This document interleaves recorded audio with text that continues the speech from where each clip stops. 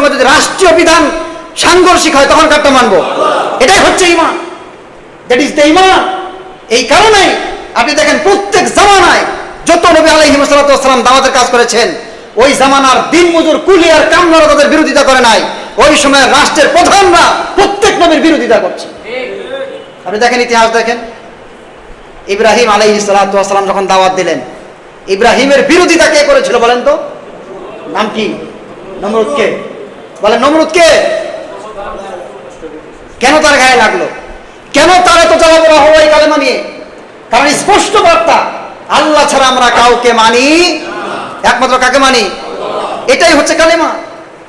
আপনি আল্লাহকেও মানছেন, ওখানে গিয়েও তাকে মানছেন, সমাজের ব্যবস্থা বলে এটাও মানতে হবে, রাষ্ট্রীয় ব্যবস্থা আল্লাহর হুকুমের বাইরে গেলে এটাও মানতে হবে। আপনি কিসের মুসলমান?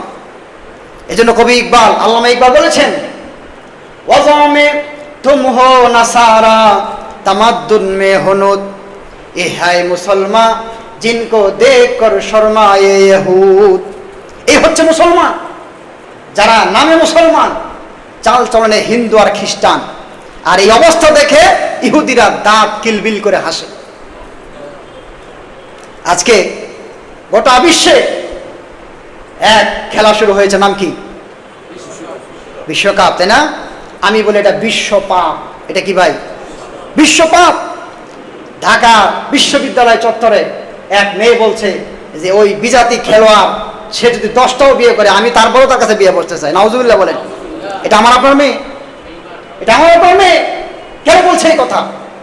কেন বলছে? কারণ সে তার জীবনের লক্ষ্য উদ্দেশ্য বুঝতে পারে নাই।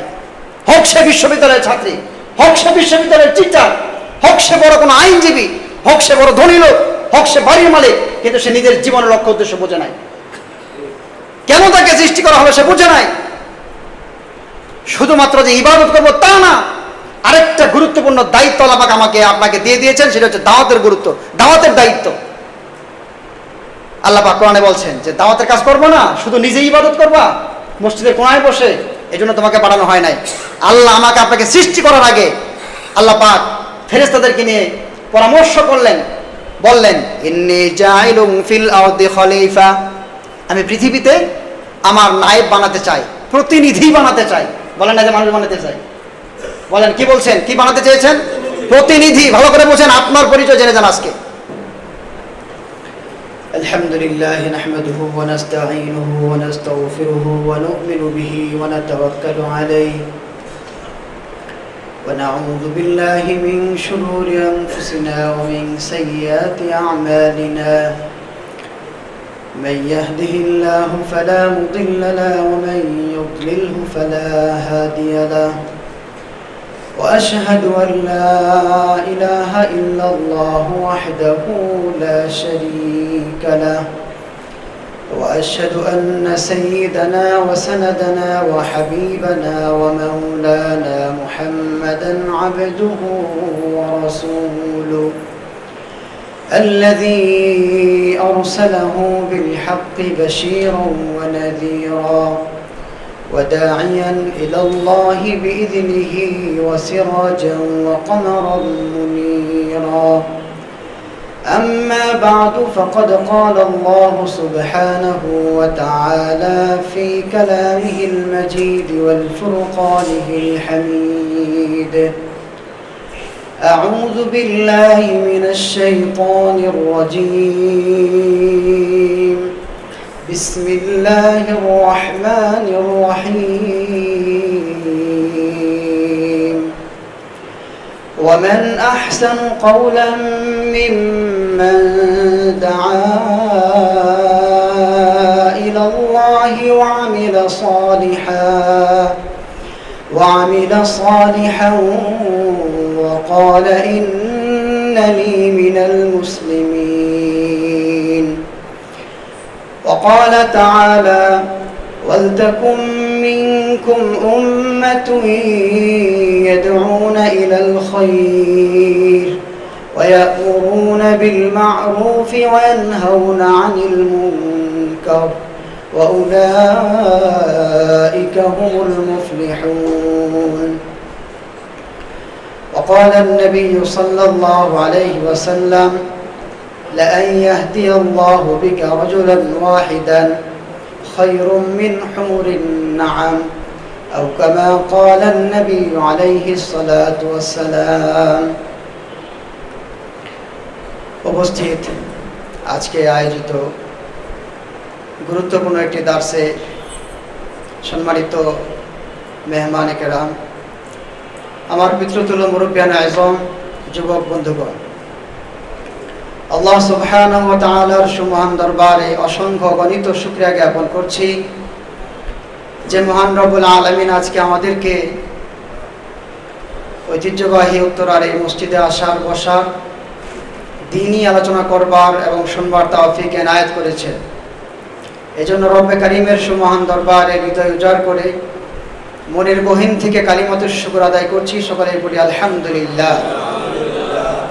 একটু আমার সঙ্গে বলুন, হামদান কাসীরান তাইয়িবান মুবারাকান ফীহি ইয়া রাব্বি লাকাল হামদু কামা ইয়ানবাগি লিজালালি ওয়াজহিকা ওয়া আযীমি সুলতানিক। আমরা আল্লাহ রাব্বুল আলামিনের প্রশংসা করলাম এজন্য এইভাবে, কুরআনুল কারীমের সর্বপ্রথম যে সূরাটি রয়েছে সেটি হচ্ছে আল ফাতিহা, যেটিকে বলা হয় উম্মুল কিতাব, কিতাবের মা। কিতাবের মা কেন বলা হয়? কারণ মার মধ্যে একটি গুণ আছে, সেই গুণটি হলো যে তার বাচ্চাকে আগলে রাখে এবং নিজের বুক বাচ্চাকে দান করে, বাচ্চা আবার তার বুক মাকে দেয়, দুইজনের বুক একসঙ্গে হয়ে যায়, মিলে যায়। যেই ভালোবাসার মহাব্বতটা পায় সেটা পৃথিবীর অন্য কেউ তাকে দিতে পারবে না। আপনাদের কি মনে হয় মায়ের ভালোবাসা এটা কি কারো দ্বারা সম্ভব? সম্ভব না। তো কুরআনুল কারীমের এই সূরাটিকে বলা হয় উম্মুল কিতাব, কিতাবের মা। তো কিতাবের মা মানে কি? মানে হচ্ছে আল্লাহ রাব্বুল আলামিনের যে বিধিবিধান, যা কিছু নিয়ে তিনি কুরআনুল কারীমকে অবতীর্ণ করেছেন, এই সব কিছু এর বুকের মধ্যে, এর বুকের ভিতরে, মানে কুরআনুল কারীমের যে সূরাতুল ফাতিহা আছে, এই সূরাতুল ফাতিহার মধ্যে পুরা কুরআনুল কারীমের বিষয়বস্তুকে আল্লাহ পাক ঢুকিয়ে দিয়েছে। সুবহানাল্লাহ। এজন্য এটাকে বলা হয় উম্মুল কিতাব, সব কিছু এর মধ্যে আছে। এটা আমি আপনি পড়ি, কিন্তু এর ফিলিংসটা আমাদের মধ্যে আসে না। এটার ফিলিংসটা এত গুরুত্বপূর্ণ যে কোনো মানুষ যদি শুধুমাত্র সূরা আল ফাতিহাকে বুঝে এবং সেভাবে সে তিলাওয়াত করে, তো হাদিসের মধ্যে আসছে যে কোনো মানুষ যখন নামাজে দাঁড়ায় তাহলে সে যেন স্বয়ং সরাসরি আল্লাহ রাব্বুল আলামিনের সঙ্গে কথা বলবে। সুবহানাল্লাহ। তো উম্মুল কিতাব যেটা সূরাতুল ফাতিহা, এটা প্রত্যেকটি আয়াত এমন যে প্রত্যেকটা আয়াতের পরে বান্দা পড়া যখন শেষ করে আল্লাহ রাব্বুল আলামিন বান্দার কথার জবাব প্রদান করেন। সুবহানাল্লাহ। উম্মুল কিতাব, বাচ্চা যেমন মাকে চায়, মাও বাচ্চাকে চায়। এটা এমন একটি সূরা যা আপনি আল্লাহকে চাচ্ছেন, আল্লাহ আপনাকে চাচ্ছেন। আলহামদুলিল্লাহি রাব্বিল আলামিন যখন বলি যে সর্বময় প্রশংসার মালিক একমাত্র কে? আল্লাহ। আল্লাহ জবাব দেন, হামিদানি আবদি, আমার বান্দা আমার প্রশংসা করলো। আপনি চিন্তা করেন, মা যেরকম বুক দিচ্ছে, সন্তানও বুক মেলাচ্ছে। এক হৃদ্যতা, এক ভালোবাসা, এক অনুভূতি যা পৃথিবীর কেউ দিতে পারে না। আর এটা এমন একটি সূরা যে এমন এক সূরা আপনি পুরা কোরআন আর খুঁজে পাবেন না। পুরা কোরআনের নির্যাস আল্লাহ পাক এখানে দিয়ে দিয়েছেন। তো আলহামদুলিল্লাহি রাব্বিল আলামিনের ব্যাখ্যায় তাফসীর ইবনে কাসিরের মধ্যে চমৎকার একটা হাদিস আনা হয়েছে। নবীজি আলাইহিস সালাতু ওয়াস সালাম বলেছেন, পূর্বের জামানায় কোনো ব্যক্তি আল্লাহ রাব্বুল আলামিনের প্রশংসা করতে গিয়ে সে পাঠ করলো, ইয়া রব্বি, হে আমার রব। রব মানে, রব এমন একটি শব্দ যার এক কথায়, এক শব্দে পৃথিবীতে কোনো ভাষায় তর্জমা করা সম্ভব না। তাহলে এর মিনিংসটা কি? এর মানিটা কি? এর অর্থটা কি? যার সার নির্যাস হচ্ছে যিনি সব কিছুর মালিক, যিনি সব কিছুর স্রষ্টা, সব কিছুর মালিকানা যার, তাকে বলা হয় রব। তো আলহামদুলিল্লাহ রাব্বিল আলামিন, সর্বময় প্রশংসা তার জন্য যিনি জগৎ সমূহের মালিক, মানে সৃষ্টি জগৎ যা আছে, কি আছে এটা আমার জানা নাই। কোনো কোনো তাফসিরে পাওয়া যায় 18,000 মাখলুকাত, কিন্তু আমার মনে হয় সে নিজেও গণে নাই। আল্লাহ ভালো জানে। এর এলেম একমাত্র কার কাছে আছে বলেন? কি পরিমাণ সৃষ্টি আল্লাহ জানেন। আপনি সাগরের দিকে তাকান, দেখেন হাজারো প্রাণী সেখানে আছে। আপনি ডাঙ্গায় তাকান, হাজারো প্রাণী আছে। আপনি আকাশে তাকান, শূন্যে মহাশূন্যে কত কিছু আছে। মানুষ এখনো পর্যন্ত অনেক কিছু আবিষ্কারই করতে পারে না, মানুষের মাথায় ধরছে না। এই জন্য আল্লাহ পাক এক কথা নিয়ে এসেছেন, আলহামদুলিল্লাহি রাব্বিল আলামিন, সর্বময় প্রশংসার মালিক, যিনি জগৎ সমূহের মালিক, সুবহানাল্লাহি ওয়া বিহামদিহি। তো এইটা আল্লাহর প্রশংসা সব, কিভাবে আমরা সেই সব প্রশংসাগুলো করব? তাফসিরে এত চমৎকার একটা হাদিস এনেছেন ইবনে কাসির রহমতুল্লাহি আলাইহি, যে তাফসির গোটা পৃথিবীতে সমাদৃত, সুপরিচিত, সুপ্রসিদ্ধ তাফসিরে ইবনে কাসির যেটাকে বলা হয়, এটার বাংলাও পাবেন আপনারা, সেখানে পড়বেন। সেখানে আছে, নবীজি বলেছেন, পূর্বের জামানায় এক ব্যক্তি আল্লাহ প্রশংসা করলো, ইয়া রব্বি, হে আমার রব, হে আমার প্রতিপালক, হে আমার মালিক, হে আমার সৃষ্টিকর্তা, পালনকর্তা, হায়াতদাতা, মউতদাতা, লাকাল হামদু, সর্বময় প্রশংসা একমাত্র তোমার জন্য, কামা ইয়ানবাগি লিজালালি ওয়াজহিকা, কি পরিমাণ প্রশংসা করব সেটা জানা নাই, কিন্তু তোমার যে মালিকানাধীন রয়েছে সবকিছু, তোমার যে মর্যাদা রয়েছে, শান আর মান রয়েছে আল্লাহ, জানি না সেটা কি পরিমাণ, কিন্তু আল্লাহ আমি বলতে চাচ্ছি, যেই পরিমাণ তোমার শান আর মান রয়েছে আল্লাহ, আমি ওই পরিমাণ তোমার প্রশংসা করলাম। সুবহানাল্লাহ। কথা কম কিন্তু ওজন অনেক বেশি। দেখবেন আগের দিনের মুরব্বীরা দু চারটা কথা বলে, কিন্তু তার কথার ওজন অনেক বেশি। আমরা ছোট মানুষ কথা বলি অনেক, এর অর্থ অনেক কম। কথা অনেক বেশি, অর্থ কম। এটি মূলত আমাদের ভালো কিছু বয়ে আনে না, বরং কথা কম, অর্থ অনেক বেশি, ভালো কিছু বয়ে নিয়ে আসে। আপনি চিন্তা করতে পারেন যে নবীজি এই কথাটি নিজেই বর্ণনা করছেন, যে আগের জামানায় এক ব্যক্তি, সাহাবারা নবীর থেকে হাদিস বর্ণনা করেন, আর নবীজি নিজেই বলছেন যে আগের জামানায় এক ব্যক্তি এইভাবে আল্লাহর প্রশংসা করলেন। আল্লাহ নবী নিজে বর্ণনা করছেন, সুবহানাল্লাহি ওয়া বিহামদিহি, কামা ইয়ানবাগি লিজালালি ওয়াজহিক, তোমার যে শান আর মান আছে, মর্যাদা আছে, তোমার যে দাম আছে, সেই অনুযায়ী যেই পরিমাণ প্রশংসা দরকার আল্লাহ, সেই পরিমাণ করলাম। ওয়া আযীমি সুলতানিক, শুধুমাত্র তাই না, যে আল্লাহ তোমার যে রাজত্ব রয়েছে, কি বলেন, পৃথিবী, সাগর, মহাসাগর, গাছপালা, নদী নালা, হ্যাঁ, এরপরে আপনার আকাশ, মহাকাশ, কি বলেন, গ্রহ, নক্ষত্র, তারকারাজি, নেহারিকা, যা আছে, আল্লাহ তোমার যে বিশাল রাজত্ব রয়েছে, বিশাল রাজত্ব অনুযায়ী যেই পরিমাণ তোমার প্রশংসা করা দরকার আল্লাহ, আমি ওই পরিমাণ করলাম। সুবহানাল্লাহ। তো আমাদের কাঁধে ফেরেশতা আছে না নাই? সব লেখা হয়, এবং তাকে ডিরেকশন দেওয়া আছে যে তুমি, বান্দা যদি একটা নেকির কাজ করে, তাকে তুমি প্রথমে 10টা সওয়াব দান করে দিবা। সুবহানাল্লাহ। একের বদলায় প্রাথমিকভাবে 10 দেওয়া হয়। আল্লাহ পাক কোরআনে বলেছেন, মান জাআ বিল হাসানাতি ফালাহু আশরু আমসালিহা ওয়া মান জাআ বিস সাইয়্যাতি ফালা ইউজজা ইল্লা মিসলাহা ওয়া হুম লা ইউযলামুন। আল্লাহ বলেন, যখন কোনো মানুষ, কোনো বান্দাবান্দি ভালো একটি কাজ করে, আল্লাহ রাব্বুল আলামিন তাকে সঙ্গে সঙ্গে 10টি নেকি দান করে। সুবহানাল্লাহ। একের বদলে 10। আর এটিকে নবীজি বলেছেন ইলা সাবঈ মিআতি দিফিন, অর্থাৎ এটিকে আল্লাহ পাক রব্বুল আলামিন 10-এর মধ্যেই সীমাবদ্ধ করে দেন না, বরং আল্লাহ পাক রব্বুল আলামিন বান্দার যেই পরিমাণে ইখলাস, একাগ্রতা, একনিষ্ঠতা, তার যে খালেস নিয়ত, সেই নিয়ত অনুপাতে বান্দার কোনো কোনো আমলের মর্যাদা আল্লাহ পাক 700 গুণ পর্যন্ত বৃদ্ধি করে দেয়। সুবহানাল্লাহ। প্রিয় ভাইরা আমার, তো এই ব্যক্তি এই প্রশংসা করার পর তার কাঁধের ফেরেশতা কিরামান কাতিবিন যারা আছেন, সম্মানিত লেখকগণ, তারা কয়টা সওয়াব লিখবেন? এরা দিশেহারা হয়ে গেলেন। সুবহানাল্লাহ।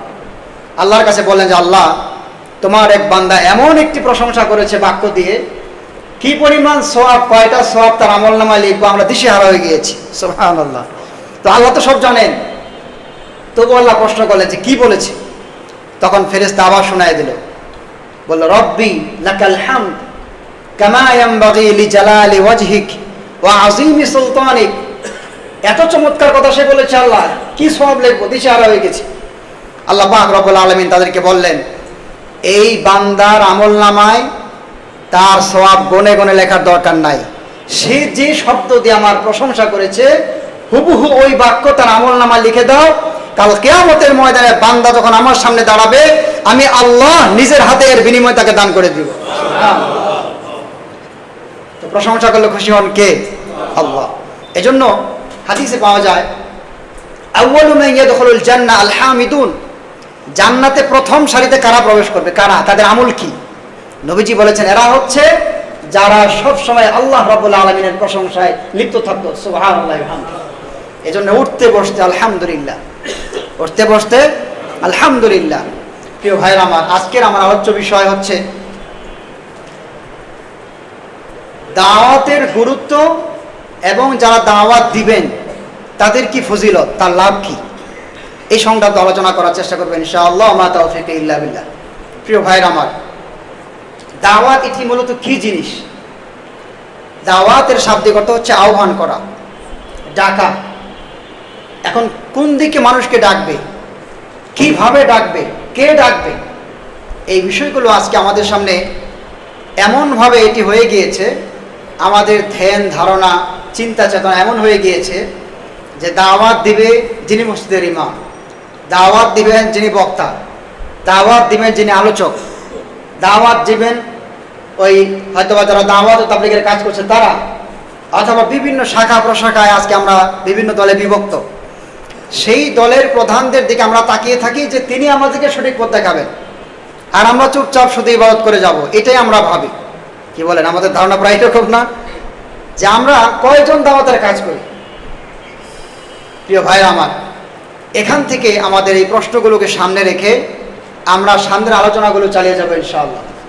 প্রথম কথা হচ্ছে যে আমি আপনি, আল্লাহ পাক আমাদেরকে যে পৃথিবীতে পাঠিয়েছেন, আমার আপনার কাজ কি, দায়িত্বটা কি? দেখবেন এখানে যে মাইক্রোফোনে আমি কথা বলছি, এটির কাজ হচ্ছে এই সাউন্ডটাকে সাপ্লাই করা। কি বলেন, যদি এই মাইক্রোফোন আমার এই সাউন্ডটাকে সাপ্লাই দিতে না পারে, তখন এই মাইক্রোফোনকে আমার মুখে আমার গালে থাকবে? এটা আপনাদের কি মনে হয় থাকবে? থাকবে না। এটাকে এখান থেকে সরিয়ে দেওয়া হবে। কারণ কি? কারণ হচ্ছে এটাকে যেই কারণে সৃষ্টি করা হয়েছে, তৈরি করা হয়েছে, তাকে একটা লক্ষ্য উদ্দেশ্য দিয়ে এটাকে তৈরি করা হয়েছে। যখন লক্ষ্য উদ্দেশ্যের সঙ্গে তার কোনো সম্পর্ক থাকবে না, তখন সেও তার জায়গায় থাকবে না।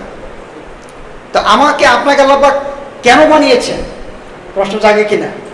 আল্লাহ রাব্বুল আলামিন কোনো প্রশ্নকে গোপন রেখে দেন নাই। আমাদের দেশে একদল এমন আছেন, আল্লাহ তাদের মাফ করেন, সঠিক হেদায়েত দান করেন, সকলে বলুন আমিন, যারা বলে যে 30 পারা কোরআন প্রকাশ্য আর 40 পারা আছে গোপন। তা আমি একজনকে জিজ্ঞেস করলাম যে গোপনটা কি তোমরা পাইছো? বলে হ্যাঁ, আমাদের পীর সাহেবের কাছে আছে। তা আমি বললাম যে 30 পারা জাহের আর 40 পারা বাতেন যেটা হয়ে গেল, বাতেন মানে গোপন, অপ্রকাশ্য, হাইট। তো যেটা হাইট সেটা তো হাইটই থাকবে, গোপন যেটা গোপনই থাকবে। তো তোমরা কি সেটা পেয়েছো? বলো হ্যাঁ আমরা পেয়েছি। তা আমি বললাম তোমরা যদি পেয়ে থাকো, সেটা গোপন থাকলো কিভাবে আমাকে বলো। আপনারা বলেন 30 আমাদের কাছে আছে, এটা প্রকাশ, আর 40 গোপন আছে, ওদের দাবি হচ্ছে ওদের কাছে আছে। তো ওদের কোথায় তো ওরা মিথ্যু। 30 আমাদের কাছে আছে প্রকাশ, আর ওদের কাছে আছে, ওদের দাবি হচ্ছে গোপন। কি বলেন, যদি কেউ পেয়ে যায় তখন কি সেটা আর গোপন থাকে? গোপন থাকে না, তার মানে একটা মিথ্যা কথা। তো কোরআনকে নিয়েও তাদের মতামত, কত কথা। তো আল্লাহ রাব্বুল আলামিন আসলে কিছু গোপন রাখেন নাই। আল্লাহ পাক বলছেন ওয়া নাযালনা আলাইকাল কুরআনা তিবয়ানাল লিকুল্লি শাই। আমি আল্লাহ রাব্বুল আলামিন কোরআনুল কারীমকে সব কিছুর পুঙ্খানুপুঙ্খানু বর্ণনার ব্যবস্থা করে দিয়েছি। সুবহানাল্লাহ। এইভাবে আমি নাজিল করেছি। কিছু কিছু বিষয় আছে অস্পষ্ট, নবীজি আলাইহিস সালাতু ওয়াস সালাম সেগুলোকে স্পষ্ট করে দিয়েছেন। যেমন নামাজ, কোরআন আছে সালাত, আকিমুস সালাহ, বারবার আসছে সালাতের কথা আসছে, কিন্তু সালাত কখন পড়বেন আপনি কোরআনের 5 ওয়াক্ত নামাজের সময় স্পষ্টভাবে বের করতে পারবেন না। কোন ওয়াক্তে কয় রাকাত পড়বেন স্পষ্ট বের করতে পারবেন না। আল্লাহ রাব্বুল আলামিন এই ইজমালি বিষয়গুলোকে সুস্পষ্ট করে দিয়ে নবীজি আলাইহিস সালাতু ওয়াস সালামের কাছে জিবরিল পাঠিয়ে দিয়েছেন। জিবরিল আলাইহিস সালাতু ওয়াস সালাম কাবা শরীফের পাশে নবীজি আলাইহিস সালাতু ওয়াস সালামকে হাত ধরে নিয়ে সেখানে দাঁড় করিয়ে দিয়েছেন। জিবরিল ইমাম, আল্লাহ নবী মুসল্লি। একদিন 5 ওয়াক্ত নামাজ পড়ালেন, প্রত্যেকটি ওয়াক্তের প্রথম সময়। পরের দিন আবার তিনি আসলেন, নবীজিকে নামাজ পড়ালেন প্রত্যেক ওয়াক্তের শেষ সময়। দ্বিতীয় দিন বললেন যে এই যে নামাজ পড়ালাম প্রথম দিন আর শেষ দিন, 2 দিনের মধ্যবর্তী সময় হচ্ছে আপনার উম্মতের নামাজের সময়। সুবহানাল্লাহ। তা আপনারা বলেন যে আল্লাহ কি নামাজকে শুধুমাত্র কায়েম করতে বলেছেন নাকি কায়েম করিয়ে দেখিয়ে দিয়েছেন? কি বলেন, দেখিয়ে দিয়েছেন না? এইভাবে আল্লাহ পাক বলছেন আমি কোরআনকে তিবিয়ানাল লিকুল্লি শাই, সব কিছুর সুস্পষ্ট প্রমাণ করে আমি নাজিল করে দিয়েছি। সুবহানাল্লাহ। তো বলবেন যে এটা তো হাদিস দ্বারা প্রমাণ হলো। তো কোরআনকে ওহীকে 2 ভাগে বিভক্ত করা হয়। বুখারী শরীফের কিতাবুল ওয়াহির যে আলোচনা, সেখানে লম্বা আলোচনা। কোরআন এটি হচ্ছে প্র্যাকটিক্যাল, এটি হচ্ছে থিওরিক্যাল, আর নবীজি আলাইহিস সালামের গোটা জীবন হচ্ছে প্র্যাকটিক্যাল, যে কোরআনকে কিভাবে তিনি বুঝিয়েছেন। আম্মা জান আয়েশা রাদিয়াল্লাহু আনহাকে নবীজির আখলাক সম্পর্কে প্রশ্ন করলেন কোন এক ব্যক্তি এসে, বলেন যে আমাদের নবীজির আখলাক কি, চরিত্র কি?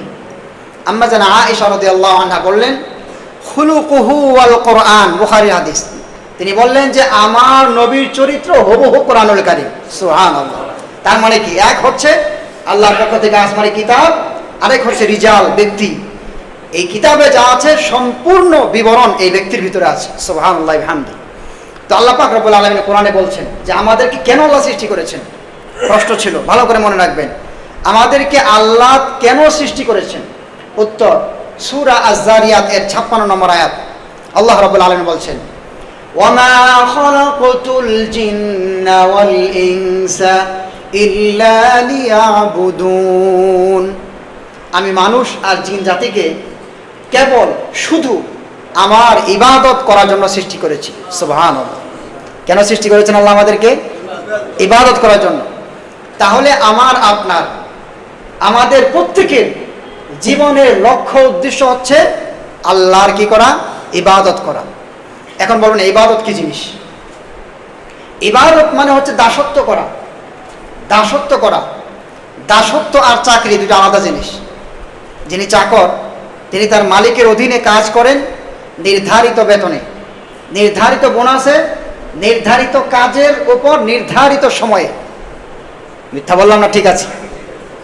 তাহলে এই সময়ের বাহিরে মালিক শ্রমিককে বাধ্য করতে পারে না। ওভার টাইম কাজ করলে বেতন আছে, না করলে সমস্যা নেই। কি বলেন? বোনাস আছে, না হলে নাই, এরকম একটা সিস্টেমে থাকে। কিন্তু যিনি দাস, দাস মনিবের সঙ্গে এরকম কোনো চুক্তি থাকে না যে কত টাকা বেতন হবে, কি পরিমাণ কাজ করবে, কখন করবে, এর কোনো সীমানা নাই। মনিব, মালিক তাকে যা বলবে দাস তাই করবে। এখানে চাকরের সম্পর্ক না, ভালো করে বুঝেন। তো আল্লাহ রাব্বুল আলামিন আমাকে আপনাকে যেই উদ্দেশ্যে সৃষ্টি করেছেন সেটি হচ্ছে উবুদিয়্যাত, দাসত্বতা স্বীকার করা এবং দাস হয়েই থাকা, এবং এই দাসত্বটাকে প্রকাশ করা।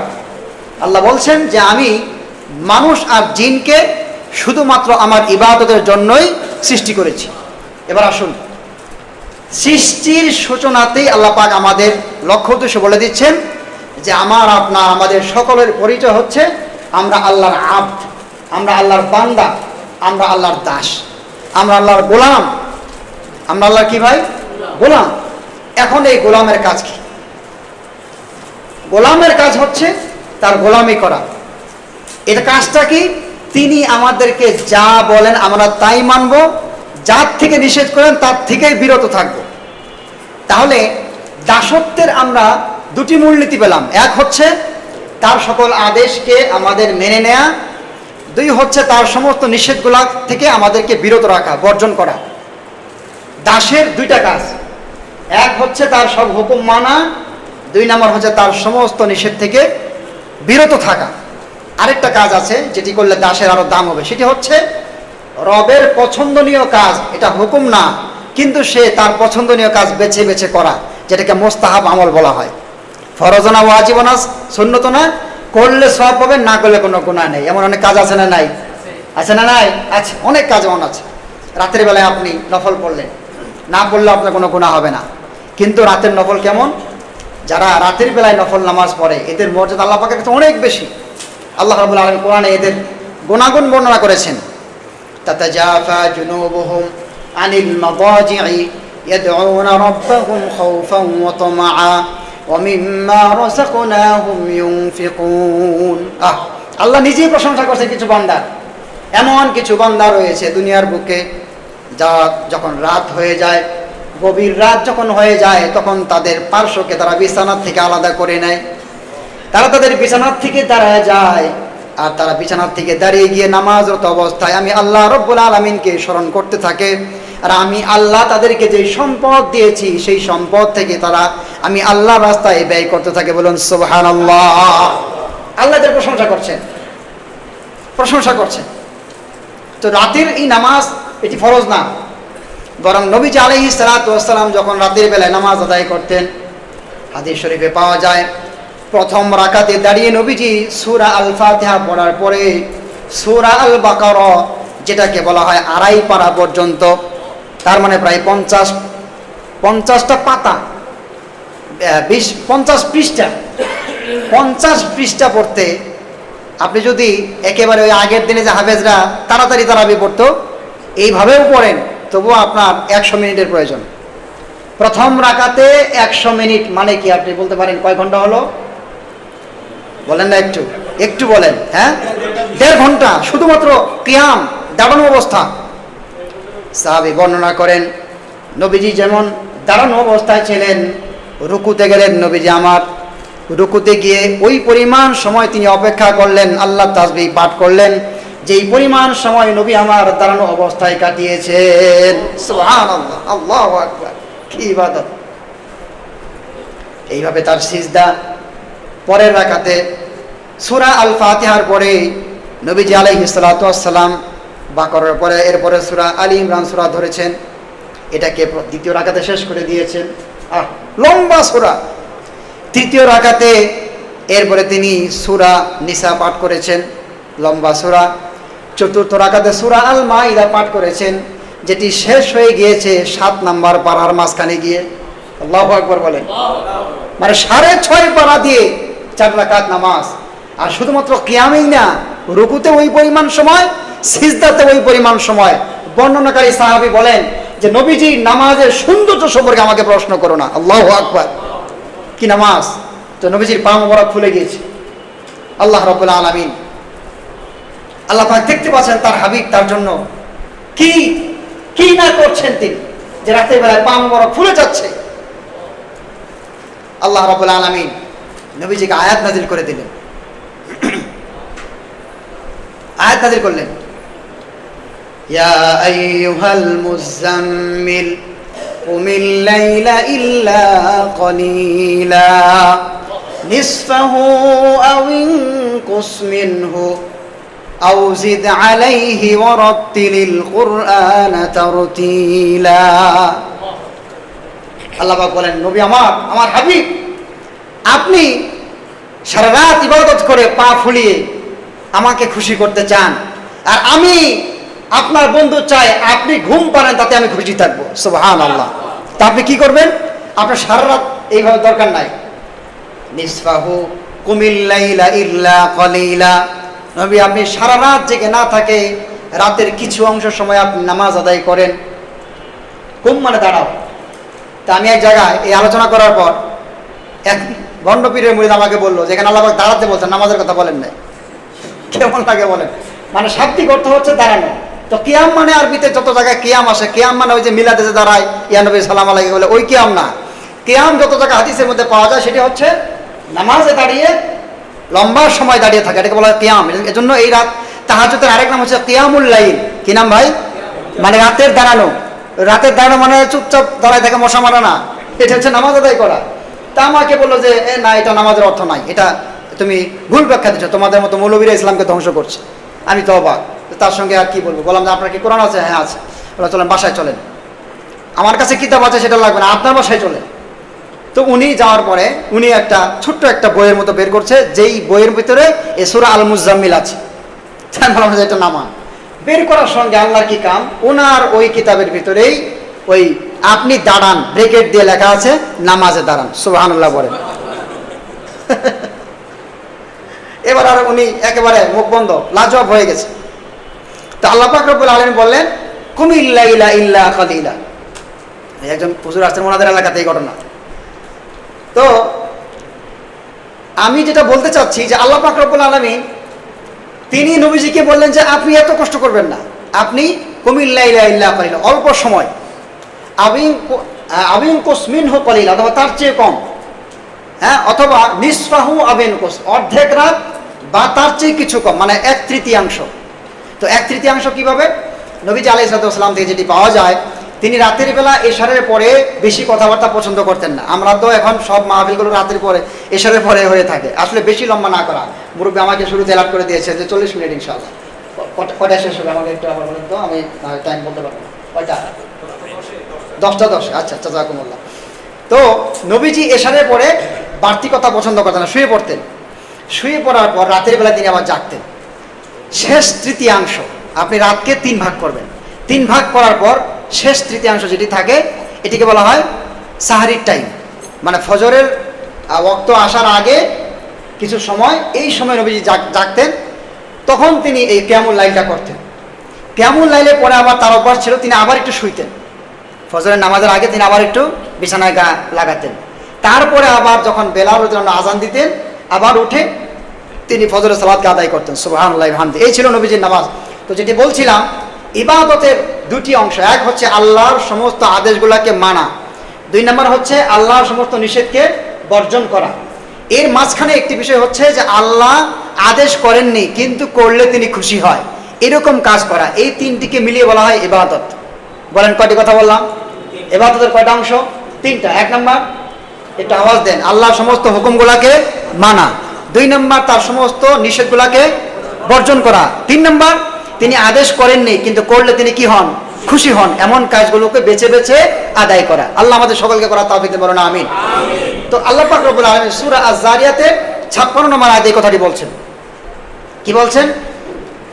যে আমি মানুষ আর জিনকে সৃষ্টি করেছি শুধু আমার দাসত্ব করার জন্য। তাহলে আমার আপনার জীবনের লক্ষ্য উদ্দেশ্য কি?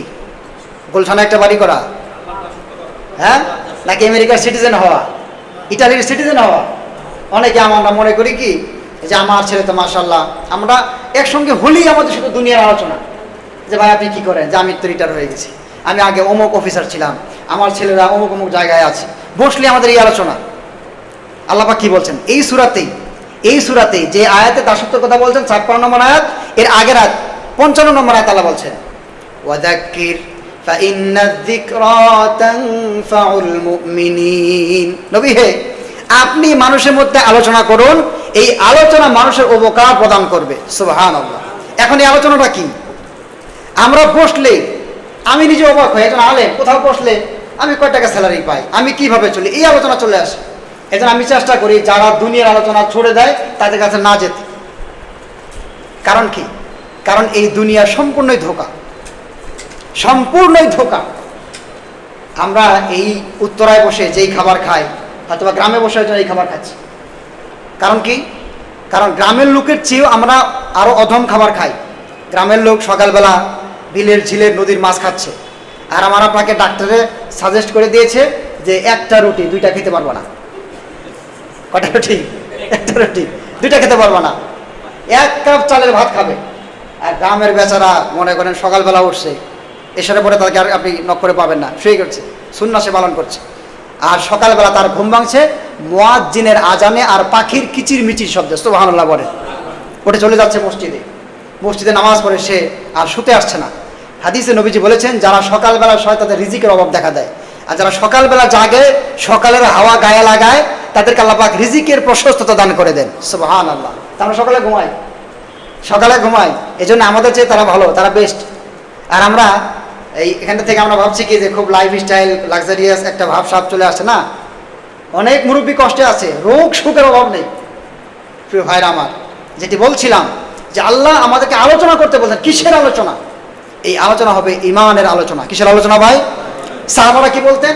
ইজলিস বিনা নুমিনু সাআতান, বসো, কিছু সময় আমরা ঈমানকে নবায়ন করি। সুবহানাল্লাহ বলেন। তো কোনো সাহাবী বলতেন কিসের আবার ঈমান নবায়ন করা? না, ঈমান নবায়নের বিষয় আছে। 2 জন সাহাবা সাক্ষাৎ হয়ে গেছে, বলল যে কোথায় যাচ্ছ? বলে আমি নবীজির দরবারে যাচ্ছি। কেন যাচ্ছ? বলে আমি তো মুনাফিক হয়ে গেছি। যে আরে কিসের মুনাফিক? যে নবীজির সামনে যখন থাকি তখন নবীজির আলোচনায় মনে হয় জান্নাত জাহান্নাম দেখতে পাচ্ছি, আর যখন বাড়িতে ব্যাক করি ফিরে আছি, আসার পর সব কিছু ভুলে যাই। তো এটা তো দ্বিমুখিতা, বিপরীত অবস্থা, মুনাফিকের অবস্থা, ভিতরে একরকম বাহিরে আরেক রকম। এই জন্য আমি নবীজির কাছে যাচ্ছি। আরেকজন সাহাবী তিনি বলে আমারও তো ভাই একই অবস্থা, তো চলো আমরা নবীজির কাছে গিয়ে বললেন যে ইয়া রাসূলুল্লাহ আমাদের অবস্থা তো এই। নবীজি বললেন দেখো ইমানের হালত সবসময় এক থাকে না, আমার মজলিসে যখন থাকো তখন জান্নাত জাহান্নামের আলোচনা হয়, ইমান বৃদ্ধি পায়, ইমান বৃদ্ধি পায়। এই অবস্থা যদি তোমাদের সব সময় থাকতো তাহলে রাস্তাঘাটে ফেরেশতারা তোমাদের সঙ্গে মুসাফা করতো। সুবহানাল্লাহ। তার মানে কি এই ইমান সবসময় থাকে না, বাড়ে এবং কমে। ইমাম বুখারী আলাইহিস সালাম রহমতুল্লাহি আলাইহি তার এই জগৎ বিখ্যাত কিতাবে তিনি একটি শিরোনাম করেছেন আল ঈমানু ইয়াজিদু ওয়া ইয়ানকুস। ইমান বাড়ে এবং কমে, ইমান বাড়ে এবং কমে। কিভাবে বাড়ে?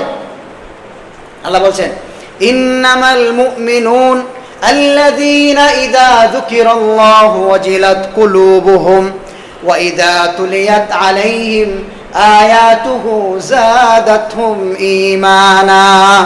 মুমিন হচ্ছে সেই সমস্ত মানুষেরা, সেই ব্যক্তিরা যখন তাদের সামনে আমি আল্লাহ রাব্বুল আলামিনের আয়াতগুলোকে তিলাওয়াত করা হয় তখন সঙ্গে সঙ্গে আমি আল্লাহর তেলাওয়াত শোনার পরে তাদের অন্তরগুলো সেই জায়গায় একেবারেই গলে যায়। সুবহানাল্লাহ, গলে যায়। দেখবেন আরব দেশের নামাজ আর আমাদের দেশের নামাজ রাত আর দিন তফাৎ। একই আয়াত বারবার ইমাম পড়ছে, বারবার পড়ছে। বা আমরাও যারা আল্লাহ পাক বোঝার তৌফিক দিয়েছেন যখন কোরআন পড়ি, বিশেষ করে নামাজে যদি একটু লম্বা সময় নিয়ে দাঁড়াই, মন চায় একই সুরা বারবার পড়তে থাকি। নবীজি আলাইহিস সালাম হাদিসে পাওয়া যায় যখন তিনি এই আয়াতে পৌঁছেছেন ইন তুআযিবহুম ফাইন্নাহুম ইবাদুক ওয়া ইন তাগফির লাহুম ফাইন্নাকা আনতাল গফুরুর রহিম। ও আল্লাহ তুমি যদি তোমার বান্দাদেরকে আযাব দাও, আযাবের কথা আসলেই নবীজি চোখে পানি চলে আসতো, সাহাবারাও কাঁদতেন।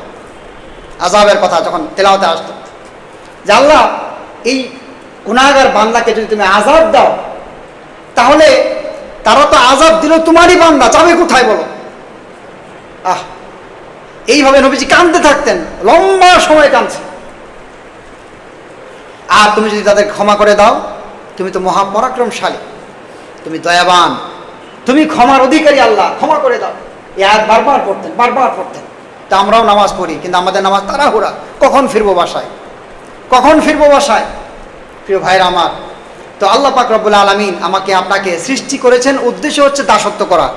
আর দাসত্ব এটি প্রকাশ পাবে ইবাদতের মাধ্যমে, আনুগত্যের মাধ্যমে। ইবাদতের সহজ বাংলা হচ্ছে আনুগত্য করা, যেটিকে আমরা বলি লা ইলাহা ইল্লাল্লাহ। কোনো ইলাহ নাই। ইলাহ নাই মানে ইবাদতের উপযুক্ত নাই। ইবাদত মানে কি মনে আছে তো? ইবাদত মানে সব আদেশ মানা, সব নিষেধ থেকে বিরত থাকা এবং তার পছন্দনীয় কাজগুলোকে করা। তো এখন আল্লাহ ছাড়া ইবাদতের উপযুক্ত কেউ নাই, তাহলে হুকুম মানবো কার? যদি বলেন কার? হুকুমের সঙ্গে যদি বাবা মার হুকুম সাংঘর্ষিক হয় কার হুকুম মানবো? আল্লাহর হুকুমের সঙ্গে যদি সমাজের হুকুম সাংঘর্ষিক হয় কারটা মানবো? আল্লাহর হুকুমের সঙ্গে যদি রাষ্ট্রীয় বিধান সাংঘর্ষিক হয় তখন কারটা মানবো? এটাই হচ্ছে ঈমান। দ্যাট ইজ দ্য ঈমান। এই কারণেই আপনি দেখেন প্রত্যেক জামানায় যত নবী আলাইহিস সালাতু ওয়াস সালাম দাওয়াতের কাজ করেছেন, ওই জামানার দিনমজুর কুলি আর কামলারা তাদের বিরোধিতা করে নাই। ওই সময় রাষ্ট্রের প্রধানরা প্রত্যেক নবীর বিরোধিতা করছে। আপনি দেখেন, ইতিহাস দেখেন। ইব্রাহিম আলাইহিস সালাতু ওয়াস সালাম যখন দাওয়াত দিলেন, ইব্রাহিমের বিরোধিতা কে করেছিল বলেন তো? নাম কি? নমরুদকে। বলেন নমরুদকে। কেন তার গায়ে লাগলো? কেন তার এত জ্বালাপোড়া হলো এই কালেমা নিয়ে? কারণ স্পষ্ট বার্তা, আল্লাহ ছাড়া আমরা কাউকে মানি, একমাত্র কাকে মানি? এটাই হচ্ছে কালেমা। আপনি আল্লাহকেও মানছেন, ওখানে গিয়েও তাকে মানছেন, সমাজের ব্যবস্থা বলে এটাও মানতে হবে, রাষ্ট্রীয় ব্যবস্থা আল্লাহর হুকুমের বাইরে গেলে এটাও মানতে হবে। আপনি কিসের মুসলমান? এই জন্য কবি ইকবাল, আল্লামা ইকবাল বলেছেন ওয়াজামে তুম হো নাসারা তামাদ্দুন মে হুনুদ এ হায় মুসলমান জিনকো দেখ কর শর্মায়ে ইহুদ। এই হচ্ছে মুসলমান, যারা নামে মুসলমান, চাল চলনে হিন্দু আর খ্রিস্টান। আর এই অবস্থা দেখে ইহুদিরা দাঁত কিলবিল করে হাসে। আজকে গোটা বিশ্বে এক খেলা শুরু হয়েছে, নাম কি? বিশ্বকাপ, তাই না? আমি বলি এটা বিশ্বপাপ। এটা কি ভাই? বিশ্বপাপ। ঢাকা বিশ্ববিদ্যালয় চত্বরে এক মেয়ে বলছে যে ওই বিজাতি খেলোয়াড় সে যদি 10টাও বিয়ে করে আমি তারপরেও তার কাছে বিয়ে বসতে চাই, নাউজুবিল্লাহ বলেন। এটা আমার আপনার মেয়ে? এটা আমার আপনার মেয়ে? কেন বলছে এই কথা? কেন বলছে? কারণ সে তার জীবনের লক্ষ্য উদ্দেশ্য বুঝতে পারে নাই। হোক সে বিশ্ববিদ্যালয়ের ছাত্রী, হোক সে বিশ্ববিদ্যালয়ের টিচার, হোক সে বড় কোনো আইনজীবী, হোক সে বড় ধনী লোক, হোক সে বাড়ির মালিক, কিন্তু সে নিজের জীবনের লক্ষ্য উদ্দেশ্য বোঝে নাই। কেন তাকে সৃষ্টি করা হলো সে বুঝে নাই। শুধুমাত্র যে ইবাদত করবো তা না, আরেকটা গুরুত্বপূর্ণ দায়িত্ব আল্লাহ পাক আমাকে আপনাকে দিয়ে দিয়েছেন, সেটা হচ্ছে দাওয়াতের গুরুত্ব, দাওয়াতের দায়িত্ব। আল্লাহ পাক কোরআনে বলছেন যে দাওয়াতের কাজ করবো না, শুধু নিজেই ইবাদত করবা মসজিদের কোণায় বসে, এজন্য তোমাকে পাঠানো হয় নাই। আল্লাহ আমাকে আপনাকে সৃষ্টি করার আগে আল্লাহ পাক ফেরেশতাদেরকে নিয়ে পরামর্শ করলেন, বললেন ইন্নী জাইলুন ফিল আরদি খলিফা, আমি পৃথিবীতে আমার নায়েব বানাতে চাই, প্রতিনিধি বানাতে চাই। বলেন না যে মানুষ বানাতে চাই, বলেন কি বলছেন, কি বানাতে চেয়েছেন? প্রতিনিধি। ভালো করে বলছেন, আপনার পরিচয় জেনে যান আজকে। আপনি সাধারণ কোনো ব্যক্তি নন। আপনি মাদ্রাসায় পড়েন না, তাতে কি হয়েছে? আপনার সৃষ্টিকর্তা কে? আপনি কার উম্মত? মুহাম্মদ সাল্লাল্লাহু আলাইহি ওয়াসাল্লামের উম্মত। আপনার দাম আছে। গোটা বিশ্বে যদি অমুসলিম ভরে যায়, একজন কালেমাওয়ালা যদি থাকে, আল্লাহ পাক ওই কালেমাওয়ালার এত দাম দিয়েছেন। আল্লাহ নবীজি বলছেন লা তাকুমুস সাআ হাত্তা ইয়াকুলা ফিল আরদি আল্লাহ আল্লাহ। এই পৃথিবী তার আপন জায়গায় স্থির থাকবে, স্থির থাকবে যতক্ষণ একজন ব্যক্তি আল্লাহ আল্লাহ বলতে পারে। এমন ব্যক্তি পৃথিবীতে থাকবে, পৃথিবীর সব নিজাম কুল কায়নাত আল্লাহ ঠিক রাখবেন। জোরে বলেন সুবহানাল্লাহ। ডাক্তার ইঞ্জিনিয়ার ভালো থাকবে, প্রকৌশলী থাকবে, সব প্রযুক্তি থাকবে, কিন্তু লাভ কি? যদি আল্লাহকে না চিনে, আল্লাহ বলতে না পারে, সব ধ্বংস করে দিবেন, সব ধ্বংস করে দিবেন। ভাইরা আমার, 1 নম্বর পরিচয় হচ্ছে আমি আপনি আমরা প্রত্যেকে আল্লাহর আব্দ, আল্লাহর বান্দা। 1 নম্বর পরিচয় কি? আল্লাহর বান্দা। 2 নম্বর আমি আপনি আল্লাহর খলিফা। বলেন আমি আপনি আল্লাহর কি? নায়েব। সাধারণ কোনো ব্যক্তি নন আপনি, আল্লাহর পক্ষ থেকে আপনাকে বানানো হয়েছে। আপনি তার নায়েব, নেয়াবত করবেন, প্রতিনিধিত্ব করবেন। সেই প্রতিনিধির কাজ কি? প্রতিনিধির কাজ কি? প্রতিনিধির কাজ হচ্ছে মানুষকে আল্লাহর দাসত্ব থেকে বের করে আল্লাহর দাসত্বের দিকে আহ্বান করা। সুবহানাল্লাহ বলেন। এটা আমার আপনার কাজ, এটা আমার আপনার কাজ, দায়িত্ব। দায়িত্ব পালন না করলে কি হবে? কোরআন আল্লাহ পাক এগুলো বিভিন্ন আলোচনা করে দিয়েছেন। আল্লাহ পাক রব্বুল আলামিন কোরআনে বলছেন লুইনাল্লাযীনা কাফারু মিন বানি ইসরাঈল আলা লিসানি দাউদ ওয়া ঈসা ইবনে মারইয়াম। আল্লাহ বলছেন যে বনি ইসরাইলকে আল্লাহ পাক দাউদ এবং ঈসা আলাইহিস সালাতু ওয়াস সালাম, তারা ছিলেন নবী। এই নবীর মাধ্যমে আল্লাহ পাক বনি ইসরাইলকে লানত করিয়েছেন। নাউজুবিল্লাহি মিন যালিক। নবীরা যদি লানতের দোয়া করে, লানতের জন্য কারো অভিশাপ দেয়, তার তো ধ্বংস অনিবার্য। কেন অভিশাপ দিয়েছে? কারণ হচ্ছে যে তারা মানুষের মধ্যে দাওয়াতের কাজ করতো না। কিসের কাজ করতো না ভাই? দাওয়াতের কাজ করতো না। দাওয়াতের কাজ না করার কারণে তাদেরকে অভিশাপ দিয়েছেন। নবীর ভাষায়, নবীর মুখ দিয়ে আল্লাহ অভিশাপ দিয়ে দিয়েছেন। নাউজুবিল্লাহি মিন যালিক। এরপরে এদের অবস্থা বারবার শুনিয়েছেন যে তোমরা ওদের মতো হয়েও না, বনি ইসরাইলের মতো হয় না। এই যে কালকে আশুরা, কি বলেন, আশুরার দিন না? নবীজি বলেছেন এই আশুরার রোজা আমি আল্লাহর কাছে আশা করি আল্লাহ পাক বিগত 1 বছরের সগীরা গুনাহকে মাফ করে দিবেন। সুবহানাল্লাহ। তবে খালিফুল ইয়াহুদ, ইহুদিদের বিপরীত করো। দেখেন আপনি ইবাদত করছেন, সেখানেও ইহুদির বিপরীত আপনাকে আসতে হবে। সেটা কি? যে উনি বলছেন যে হয়তো 9 বা 10 বা 10 বা 11, তার মানে তারা 1 দিন রোজা রাখে, আমরা 2 দিন রোজা রাখবো, আমরা 2 দিন রোজা রাখবো। এখন আমার আপনার অবস্থা কি? আমরা তাদের সঙ্গে মিশে যাচ্ছি। আর আল্লাহ পাক বলছেন আরে ওদের সঙ্গে মিশো না, ওদেরকে অভিশাপ দেওয়া হয়েছে পৃথিবীতে।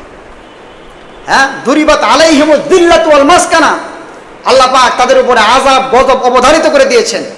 সূরা আল ফাতিহার মধ্যে প্রত্যেকদিন বলি গায়রিল মাগদুবি আলাইহিম ওয়ালাদ দাল্লিন। আল্লাহ তাদের পথে আমাদেরকে নিও না, তাদের পথ দেখায়ও না যাদের উপরে তুমি গজব নাজিল করেছো এবং যারা পথভ্রষ্ট। এরা কারা? ইহুদি এবং খ্রিস্টান। বলেন এরা হচ্ছে ইহুদি এবং খ্রিস্টান। তাদের পথ দেখায় না। আর আজকে আমার আপনার ছেলে মেয়ে তাদের সঙ্গে বিবাহ করতে যাচ্ছে, তাদের দেশের পতাকা উড়াচ্ছে, আছে না নাই? কেন উড়াচ্ছে? কারণ সে নিজের দাম বোঝে নাই, নিজের দাম সে জানে না। সে একজন খলিফা, সে প্রতিনিধিত্ব করবে কালেমার। উচিত ছিল প্রত্যেক বাড়িতে কালেমার পতাকা পথ করে ওড়াবার। সেটার পরিবর্তে ইহুদি আর নাসারাদের পতাকা আমার আপনার ঘরে উঠছে। আপনি দাওয়াতের কাজ ছেড়ে দিয়েছেন না, আপনার ঘরে উঠছে পতাকা, কারণ আপনি তো আপনি নিজেকে চিনেন না, এই জন্য আপনার সন্তান এটা উড়াচ্ছে, আপনার নাতি উড়াবে, আপনার পকেট থেকে টাকা নিয়ে গিয়ে সে আর্জেন্টিনার ব্রাজিলের সাপোর্ট দিবে, দিচ্ছে না? গোটা শহর গোটা দেশ ছড়িয়ে গিয়েছে। এত পাগলামি কোনো দেশে হয় না যেই পাগলামি আমার আপনার দেশে এটা হচ্ছে। উলঙ্গপনার বেহায়াপনা। আমি সেদিনকার একটা নিউজে পড়েছি যে এই বিশ্বকাপকে সামনে রেখে যে দেশে খেলা হচ্ছে হাজারো আপনার চরিত্রহীন নারীরা সেখানে উপস্থিত হয়েছে যৌন চাহিদা পূরণ করবার জন্য। নাউজুবিল্লাহ মিন যালিক। সে দেশের সরকার যৌন নিরাপত্তা দেওয়ার জন্য মাঠে নেমেছে। তার মানে কি হালাল কাজ হচ্ছে? আপনি বলেন, অনেকে বলে কি যে হুজুর আমি সব ইসলামের বিষয় মানি, কিন্তু খেলাটা এখানে আপনি ইসলামকে টেনে নিয়ে আসবেন না। আছে না এরকম লোক? আছে না নাই? যে খেলা এটার মধ্যে আপনি ইসলাম নিয়ে আসবেন না। আরে এই খেলার সঙ্গে কি জড়িত তুমি দেখছো না? কত মহিলার ইজ্জত লন্ডন হচ্ছে, কত মহিলা খারাপ কাজে যাচ্ছে, আর গোটা বিশ্বে কি পরিমাণ জোয়া হচ্ছে এটার কারণে। আর তুমি বলছো যে এখানে আমার ইসলাম টেনে নিয়ে আসবেন না। তো কি হচ্ছে এগুলো? নিজের দাম সে জানে না, নিজের পরিচয় তার মধ্যে নাই, যার কারণে সে ইহুদি বিজাতি যার বিরুদ্ধে দোয়া করেছে তার পতাকা ওড়াচ্ছে।